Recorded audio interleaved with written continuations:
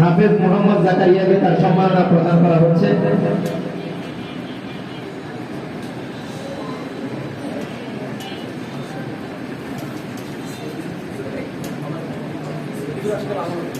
জি, জনাব মোহাম্মদ ইলিয়াস সাহেব জিনার বিষয়ে আমাদের মাদ্রাসার পরিচালক উনি আলোচনা করছেন।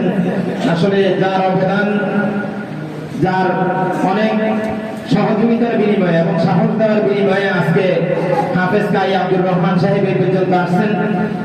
এই হিফজ শেষ করার পরে আমি এতটুকুই বলি, হাফেজ কাই আব্দুর রহমান সাহেব হিফজ শেষ করার পরে একটু রাজনীতিতে জড়িয়ে গেছিলেন, অর্থাৎ বিখ্যাত হয়ে গেছিলেন। হয় এটা স্বাভাবিক, মাদ্রাসার ছাত্ররা অনেক সময় লেখাপড়া করার পরে সামনের গতি যদি ঠিক রাখতে না পারে, কেউ যদি তাদেরকে সাপোর্ট না দেয় বা রাস্তা না দেখায়, ওনারা দিক হারিয়ে ফেলে।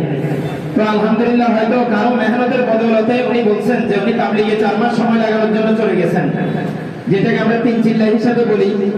তো কেউ হয়তো দেখছেন যে